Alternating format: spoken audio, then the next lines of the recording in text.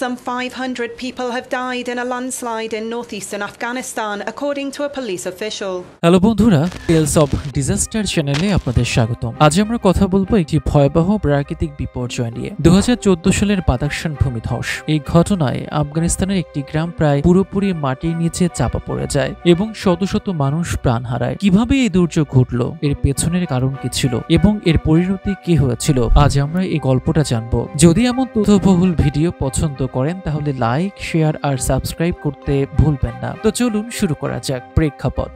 প্রথমে জেনে নেই বাদাখশান কোথায়। বাদাখশান আফগানিস্তানের উত্তর পূর্বাঞ্চলে অবস্থিত একটি দুর্গম এবং পাহাড়ি প্রদেশ। এই অঞ্চল তার প্রাকৃতিক সৌন্দর্যের জন্য বিখ্যাত, কিন্তু এটি দারিদ্র্য, দুর্বল যোগাযোগ ব্যবস্থা এবং টালমাটাল ভূখণ্ডের জন্য পরিচিত। এই ঘটনাটি ঘটেছিল বাদাখশানের আরগো জেলার আববারিক নামক একটি ছোট্ট গ্রামে 2014 সালের মে মাসের শুরুতে। আফগানিস্তানের উত্তরাঞ্চলের ভারী বৃষ্টিপাত হয়। এই বৃষ্টির কারণে পাহাড়ের মাটি অস্থিতিশীল হয়ে পড়ে।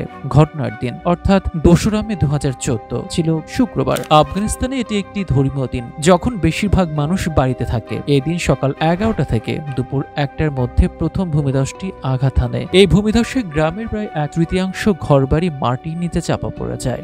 ঘটনার বিবরণ। প্রথম ভূমিধসের পর গ্রামের লোকজন আতঙ্কিত হয়ে পড়ে। অনেকে তাদের প্রিয়জনদের উদ্ধার করতে ছুটে যায়, কিন্তু দুর্ভাগ্যবশত যখন তারা উদ্ধারের চেষ্টা করছিল তখনই দ্বিতীয় একটি বড় ভূমিধস আঘাত হানে। এই দ্বিতীয় ধসে বহু উদ্ধারকারীও মাটির নিচে চাপা পড়ে। এই দুটি ভূমিধসে আববারিক গ্রামের প্রায় 300টি ঘর পুরোপুরি ধ্বংস হয়ে যায় এবং হাজার হাজার টন মাটি ও পাথর গ্রামের উপর পড়ে। মৃতের সংখ্যাটি প্রাথমিকভাবে বিভ্রান্তি ছিল। কেউ বলছিল 350 জন মারা গেছে, আবার কেউ বলেছিল 2700 জন মারা গেছে। পরে জাতিসংঘ এবং স্থানীয় কর্তৃপক্ষ নিশ্চিত করে যে কমপক্ষে 350 জন মারা গেছে। তবে মৃতের সংখ্যা 500-র বেশি হওয়ার সম্ভাবনা কম। তবে কিছু প্রতিবেদনে বলা হয়েছে মৃতের সংখ্যা 2100 পর্যন্ত হতে পারে। এই বিপর্যয়ে প্রায় 14,000 মানুষ ক্ষতিগ্রস্ত হয়। উদ্ধারকারী দল যখন ঘটনাস্থলে পৌঁছায় তখন তারা দেখে যে গ্রামটি প্রায় 10 থেকে 30 মিটার গভীর মাটির নিচে চাপা পড়েছে। উদ্ধারের কাজ ছিল অত্যন্ত কঠিন, কারণ ভারী যন্ত্রপাতি পৌঁছানোর জন্য রাস্তা ছিল না এবং তৃতীয় ভূমিধসেরও ভয় ছিল।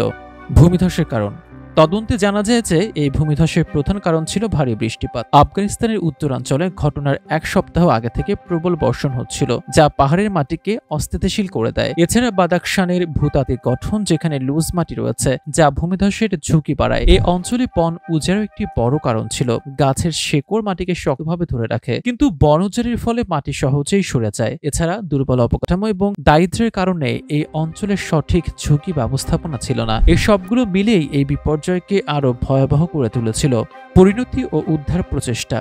এই ভূমিধসের পর বাদাখশানের গভর্নর ঘোষণা করেন যে মৃতদেহ উদ্ধার করা প্রায় অসম্ভব, তাই ঘটনাস্থলকে একটি গণকবর হিসেবে ঘোষণা করা হয়। আফগান সেনাবাহিনী এবং আন্তর্জাতিক ত্রাণ সংস্থাগুলো যেমন জাতিসংঘ এবং আফগান এইড ত্রাণ কার্যক্রম শুরু করে। তারা খাদ্য, পানি, তাঁবু এবং কম্বল বিতরণ করে। তবে উদ্ধার কাজে বড় বাধা ছিল দুর্গম রাস্তা এবং সীমিত সরঞ্জাম। আফগানিস্তানের তৎকালীন রাষ্ট্রপতি হামিদ কারজাই এই ঘটনাকে মানবিক ট্র্যাজেডি হিসেবে অভিহিত করেন এবং জরুরি ত্রাণের নির্দেশও দেন। এই ঘটনার পর আশেপাশের গ্রামগুলো থেকে মানুষকে নিরাপদ স্থানে সরিয়ে নেওয়া হয়, কারণ আরো ভূমিধসের আশঙ্কা ছিল। এই ঘটনা আফগানিস্তানের প্রাকৃতিক দুর্যোগ মোকাবেলার দুর্বলতাকে সামনে নিয়ে আসে। জলবায়ু পরিবর্তন এবং বন উজাড়ের কারণে এমন দুর্যোগের ঝুঁকি আরো বাড়ছে। 2014 সালে বাদাখশান ভূমিধস আমাদের মনে করিয়ে দেয় যে প্রকৃতির কাছে আমরা কতটা অসহায় হতে পারি। শত শত মানুষ তাদের জীবন, ঘরবাড়ি আর স্বপ্ন হারিয়েছে। তবে এই ঘটনা থেকে আমাদের শিক্ষা নিতে হবে, কিভাবে আমরা প্রাকৃতিক দুর্যোগের জন্য ভালোভাবে প্রস্তুতি নিতে পারি, কিভাবে বন উজাড় রোধ করতে পারি এবং কিভাবে দুর্গম এলাকায় উন্নত অবকাঠামো গড়ে তুলতে পারি। আপনারা কি মনে করেন প্রাকৃতিক দুর্যোগের ঝুঁকি কমাতে আমরা কি করতে পারি? কমেন্টে আপনার মতামত জানান।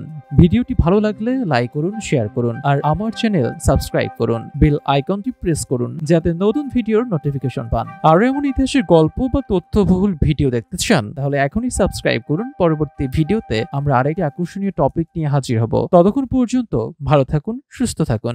ধন্যবাদ।